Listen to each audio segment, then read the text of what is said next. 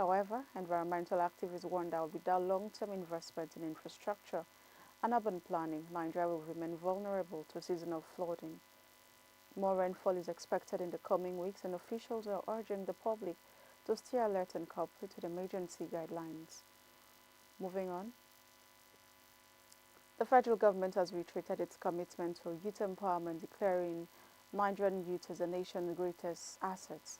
Speaking at the 2025 Employability Fair hosted by Caleb University, Lagos, the Minister of Youth Development, Ayodele Olawande, highlighted the government's effort to bridge the gap between academic qualifications and practical skills. He emphasized the importance of producing young Nigerians who are not just employable, but capable of creating value, jobs, and innovation. The Employability Fair, which brought together over 100 organizations across tech, banking, education, and manufacturing, offered final year students opportunities for direct mentorship, CV reviews, interviews, and internships. Caleb University's Vice Chancellor Professor Lalekon Asikia praised the initiative and urged students to develop critical life and workplace habits, including resilience, digital skills, and empathy, describing the school's mission as building global leaders, not just graduates.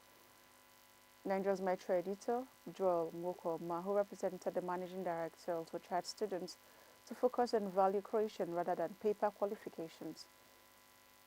He stressed that job opportunities are earned through excellence, not sentiment. Students described the event as transformative with masterclasses, aptitude testing, and real-world engagement, giving them a clearer sense of how to navigate the post-graduation job markets. Moving on. The National Insurance Commission says the newly signed Nigerian Insurance Industry Reform Act 2025 will transform the sector and strengthen its contributions to the national economy. President Bola Tinubu approved the act earlier this week with his special advisor on information, Bayo Nanuga, confirming that the legislation introduces sweeping reforms for regulating all insurance and reinsurance operations in Nigeria. According to NICOM, the act is a game changer that modernizes the regulatory framework, enhances consumer protection, and will improve industry confidence. Provisions in the law include stricter capital requirements, compulsory insurance enforcement, digital market reforms, and a zero-tolerance stance on delayed claims. The reforms also create dedicated policyholder protection funds and encourage regional integration through initiatives like the ECOWAS Brown Card system.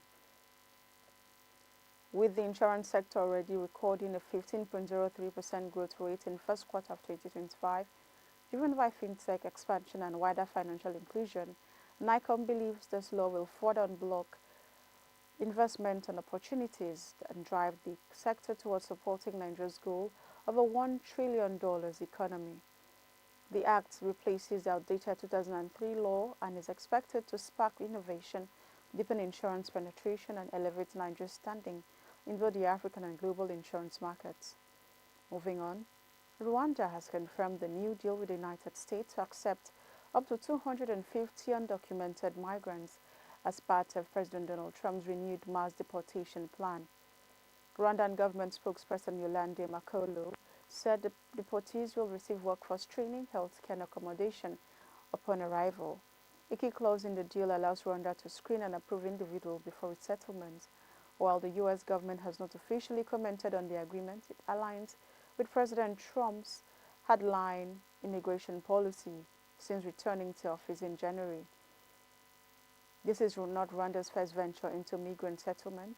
Since 2019, the country has taken in nearly 3,000 refugees from Libya and under a UN and African Union initiative. Rwanda had also struck a £240 million deal with the UK to host asylum seekers, though it was later cancelled by the new Labour government. While critics continue to raise legal and human rights concerns, Rwanda insists it offers a safe haven rooted in a national ethos shaped by its history of displacement and post-genocide recovery. The deal comes amid wider geopolitical shift with Rwanda's image increasingly tied to global migration diplomacy. There is still uncertainty at buildings and blood-stained ground, showing fresh firefighters battling the flames and early morning attack on Wednesday. The Zaporizhia region, which lies among the front line, is claimed by Moscow, has been a sharp rise in such strikes. Ukrainian President Volodymyr Zelensky condemned the assault, calling it an act of cruelty with no military sense.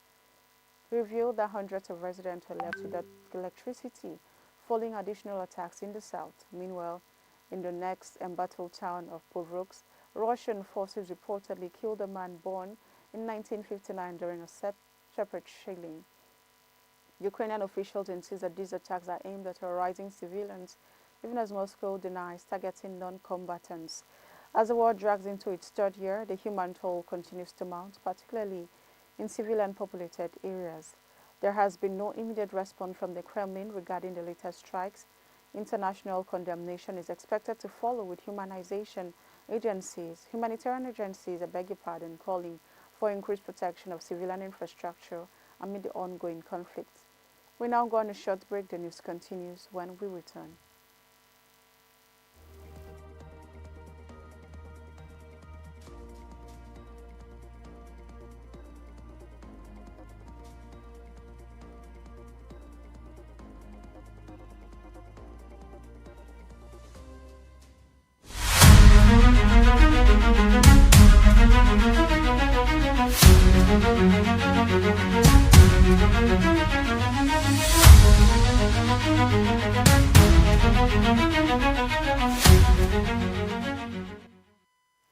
Welcome back. If you're just joining us, this is still Idea TV Midday News. Now, the rest of the stories.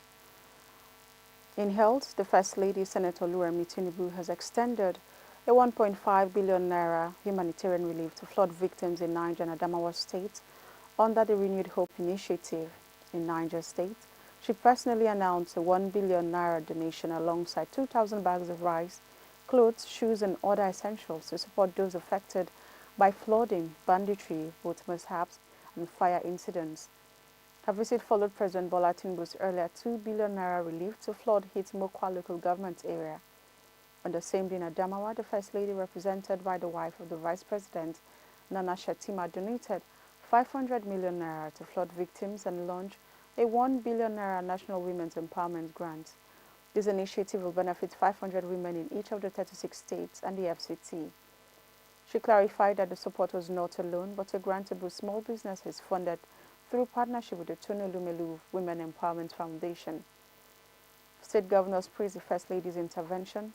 Niger State Governor Umaru Bago confirmed the receipt of the 1 billion naira and relief items, expressing gratitude for the timely gesture. In Adamawa State, Deputy Governor Kalitapwa Farauta, who stood in for Governor Fintiri, closed that the flood death toll has reached 29, and described the First Lady's support as vital in cushioning the impact of unaffected families. And now in business, capital importation into Nigeria rose significantly in the first quarter of 2025, hitting $5.64 billion, a 67.12% increase compared to the first quarter of last year, according to the National Bureau of Statistics. The banking sector took the lion's share, attracting $3.13 billion, which accounted for 55.44% of the total inflow. Portfolio investment dominated the landscape with $5.20 billion, while foreign direct investment remained the lowest at $126.29 million. The United Kingdom emerges as the top capital source, contributing over 65% of total inflows, while Abuja and Lagos were the preferred destination for investors. Despite the overall growth, the manufacturing sector reported a steep year-on-year decline of 32.31% in capital inflows, dropping from $191.92 in the first quarter of last year to $129.92 million in first quarter of this year, 2025. Experts attribute this dip to the lingering effect of economic reforms, foreign exchange volatility, and high energy costs. The sector's share of capital importation also fell sharply from 5.68% to 2.30%, highlighting persistent investor concerns about risks and return in Nigeria's real sector. However, there's a glimmer of hope. Analysts point to steady macroeconomic recovery and improved performance in subsectors like oil refining, having 11.51% of growth, pharmaceuticals with 5.33%, and food and beverages with 3.48% as potential triggers for renewed investor confidence. According to CPPE's Director Dr. Muda Yusuf, investment decisions in manufacturing are cautious and slow, but may rebound in the coming quarters if stability continues and policy reforms deepen. In sports now, Team Niger continued their impressive form at the 2025 Billie Jean King Cup Africa Group 3 tournament in Namibia, recording a commanding 3-0 victory over Ghana. The win marks the second group stage triumph following an earlier walkover win against Uganda. In the singles matchups, Adesua Osabuohien and Oyinlomo Kwandre proved too strong for their Ghanaian opponents, winning in straight sets to give Nigeria an early lead. Osabuohien opened the contest with a 6-4, 6-2 victory over Sisu Makena Tomega, while Quadra followed up with a dominant 6-3, 6-1 win against Precious Oko. The doubles match sealed the deal as both players teamed up to defeat Ghana's Tracy Ampa and Tomega with 6-1, 6-0, completing a clean sweep and cementing Nigeria's lead in Group 3 of the competition. Representing Nigeria and debutant success Ogunjobi and Khadijat Mohammed alongside Osabuohien and Quadra, with 2 wins from 2 matches. Nigeria remains unbeaten. Excuse me. Nigeria remains unbeaten as they aim for promotion. The 2025 BJK Cup Africa Group 3 tournament to flood victims in Niger and Adamawa State. In business, banking leads capital inflows as manufacturing sector struggles. In sport, Nigeria dominates Ghana in BJK Cup to maintain perfect run. Do not forget to follow us across all our social media platforms at IDEA Television. I am Chinatu Oji. Thank you for watching.